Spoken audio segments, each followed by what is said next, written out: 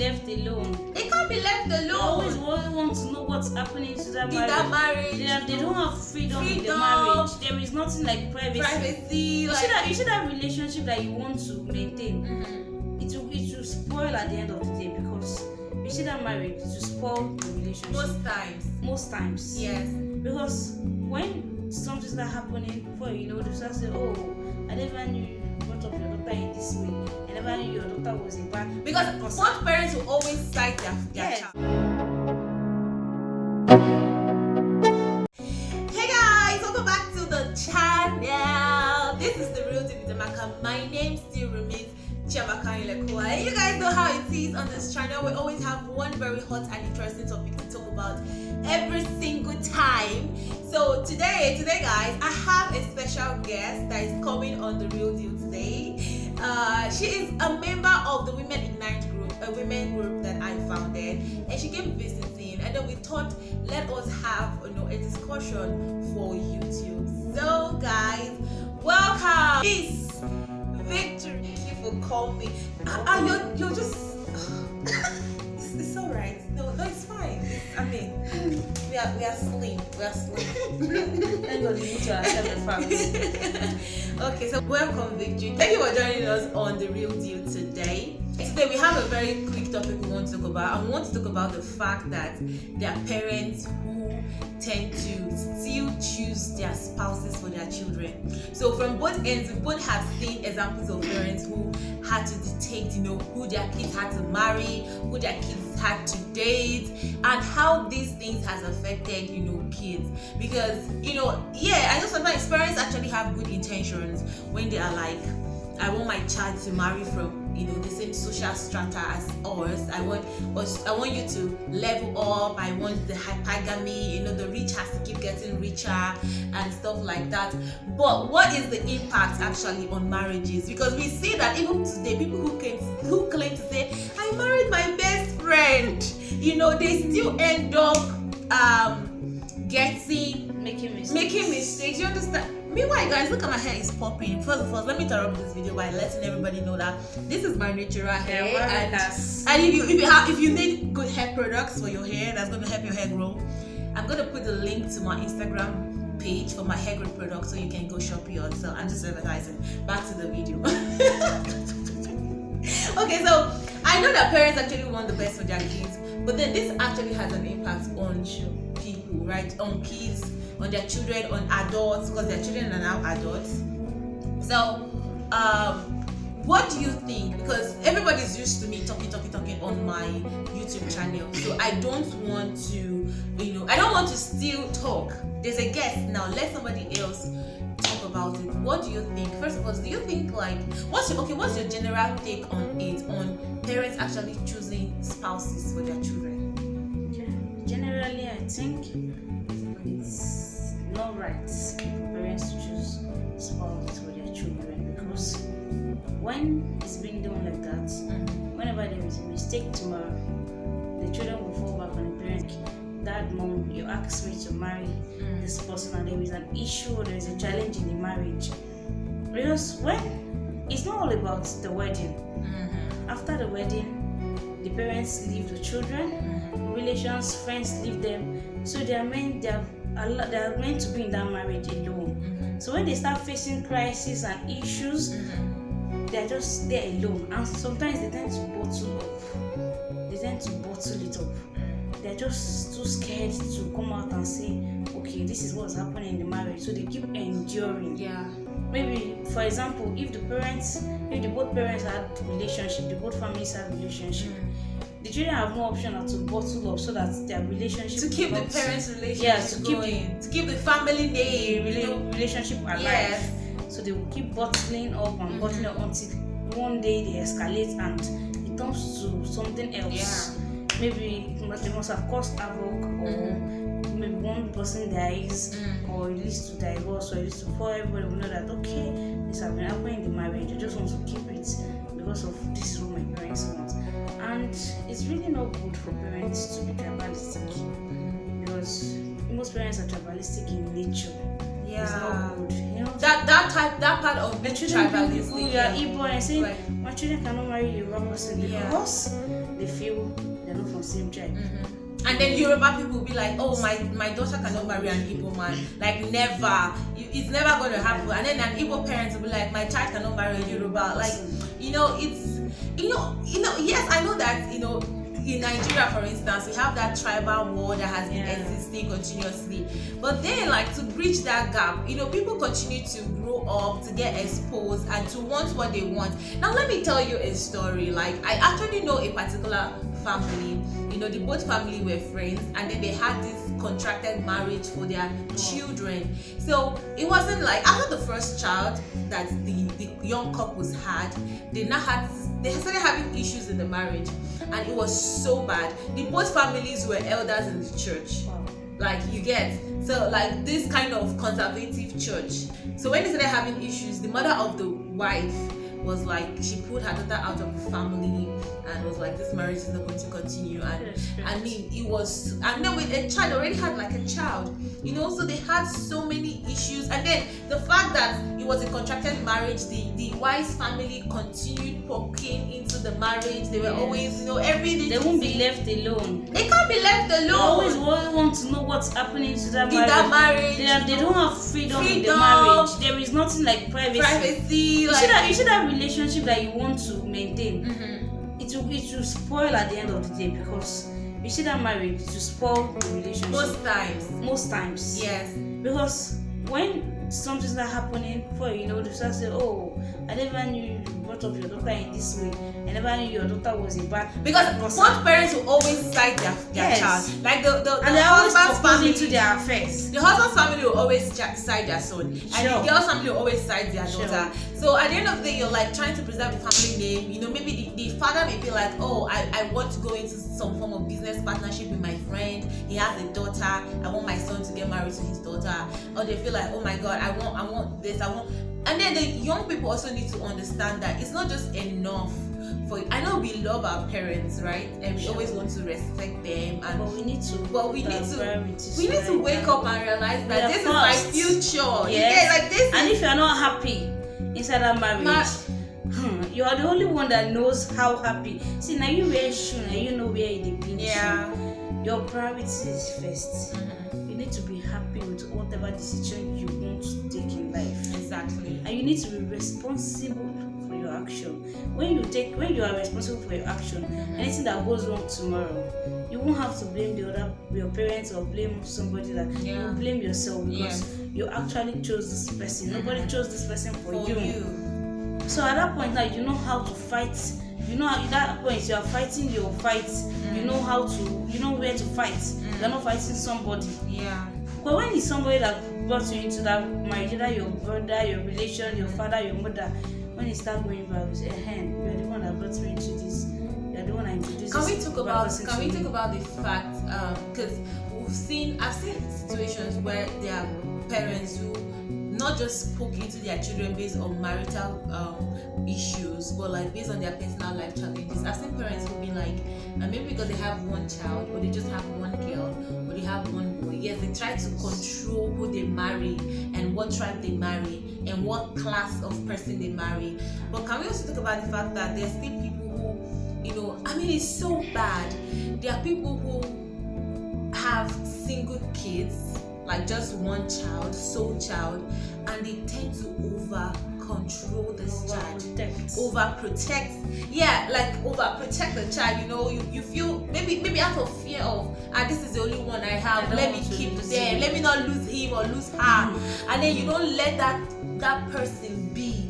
Maybe you'll be like, you can't travel, you can't study this course, you must do this, you can't stop living with me. You can't stop living with me. Like you have somebody who has grown up and is in their mid-20s to late 20s, and they want to move out and experience life. And then you're like, have you seen something like that? Because I feel like it does exist. I've actually seen a situation like that. You don't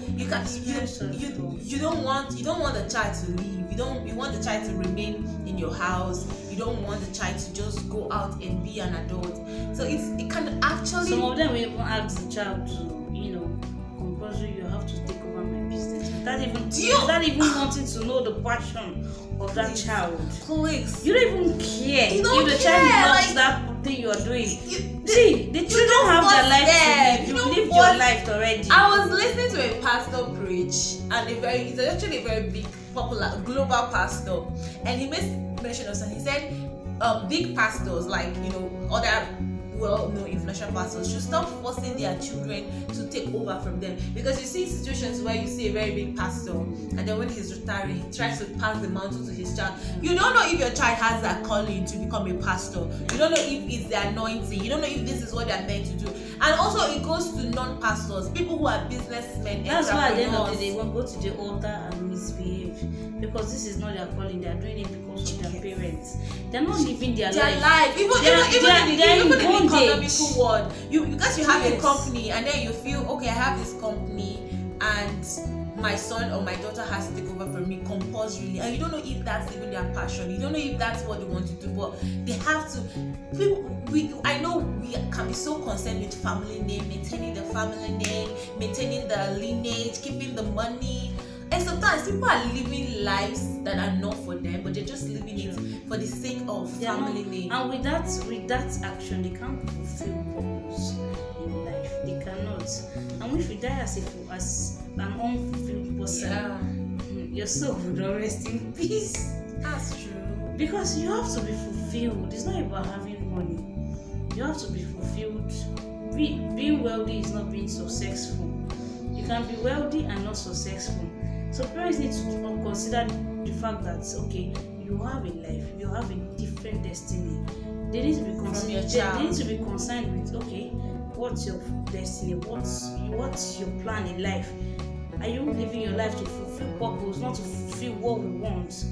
If luckily for you, their purpose is In what you line with as a what you parent want. is like, Amazing. good. But if it's But not, it's not. You can't force leave it. that child You alone. can't force it. Alone. I really wish they will, because by now, the way the world is going, a lot of things supposed to have changed. But I'm sorry, it has changed. But There's still people there's who still a lot. There are still a lot of change. people that practice it. Yeah. There's still a lot. Okay, a man in my area was telling me the other time that he doesn't allow his children to go outside. That he wants this one. He has two children. He wants this one to be a medical doctor. He wants this one to be a lawyer. In this age and That time. right from baby, that he has started buying books for the girl. She's 5. She says she's reading things on medical and everything. At And he- 5, and he said- allow that child to be. What is wrong with And you? he was telling me, he said there's sometimes that the child wants to go in this art way.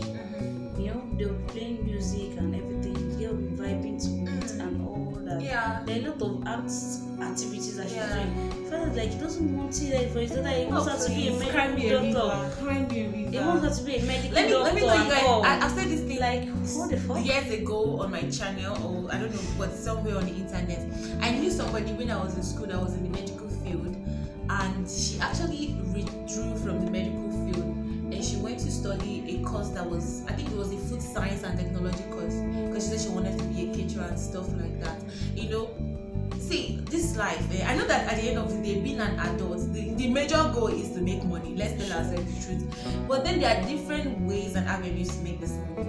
There are people that will never make money in a particular line. I know people who actually are lawyers, who went to law school and everything, but came out and started doing business and are badass. Like in 2-3 years, they grew up the business and everything. Not everybody is meant to do business. Not everybody is meant to take a career path.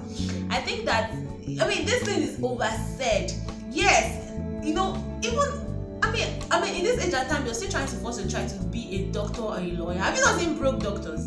Broke lawyers? You've not seen? I've seen a lot It's of not them. even there are people who even these days there are people who even start some websites, start some whatever and make money. There are people who are in tech and are making mad ass money more than doctors.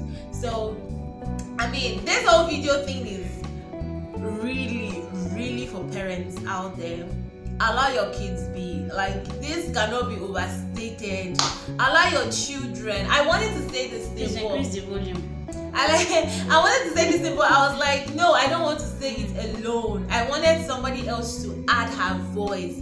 Parents should allow their kids make their decisions. Stop caging those children to fulfill your own selfish Most desires. of them are prisoners in their house. Prisoners in their houses. How can you tell a 27-year-old young man like you can't go out What he once should it's do? 7 p.m. You can't go out once it's days. You know, you tell the person it's time for you to get married, and they're like, I'm not ready to get married. And you're like, you have to get married now. You have Some to will take even over tell my you that business. some will tell you that me and your wife come, we are the only child. Let your wife come and live with us. We have enough problems and oh no, marriage is for a man and a woman. The Bible says a man will leave his friends and cleave to his wife. Let me say it's meant to. You are not even supposed to come and live with them as a mother-in-law. See, that one is a topic for another day. That one. Should I even go into it? We will not finish Wait, it. the fact that okay, let me just say this. I lost my mom at a very young age, to be honest. And I really, one of the prayers I always make is I'm always like, God, I want a husband that has a mother. Like, I want to experience that, motherly whatever, So I always want a husband with a mother. But you see that part where you're going to tell the person, because you're the only son, as a mother, I have to live with you. Come and live with your son. You will not I live don't with your understand. husband or your husband's house. What are you doing in my house? Doing. You are allowed to come and visit, but you are not allowed to live with them. Or maybe Allowed. I think that or those ones who maybe because they have only sons and they're like, okay, go and get married and bring your wife home and we all have to live together, one big happy family. Please, no. It's better that child go and rent his own house, live with his own wife. Like, you can't be in his life forever.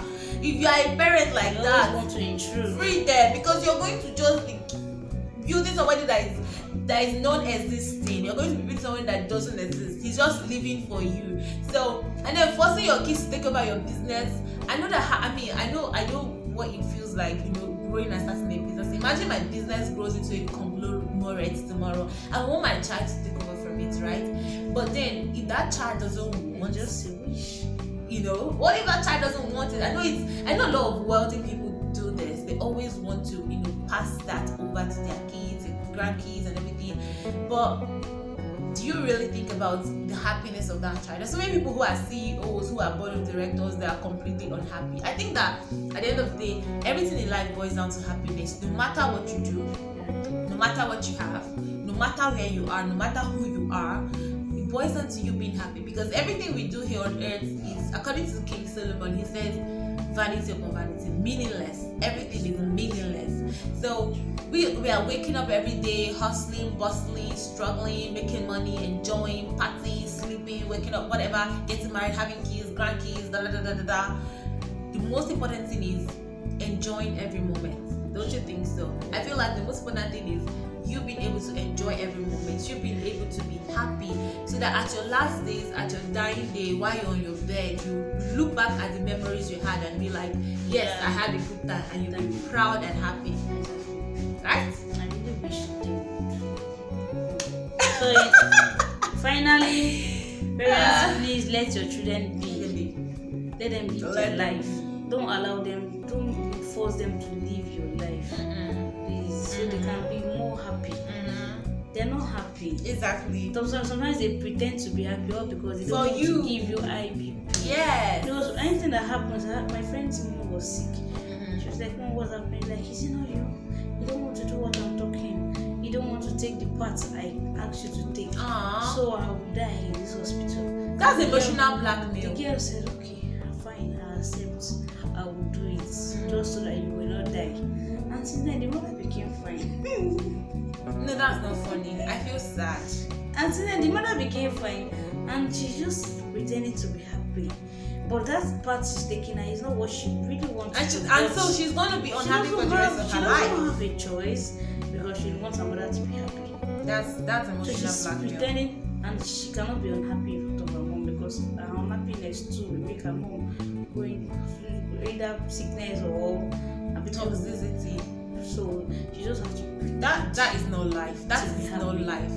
Anyways, guys, so I think we've passed down the message. This is what we came out here to say today. Thank you for coming, Victoria. Thank you guys. Thank you for coming. Thank you guys for watching.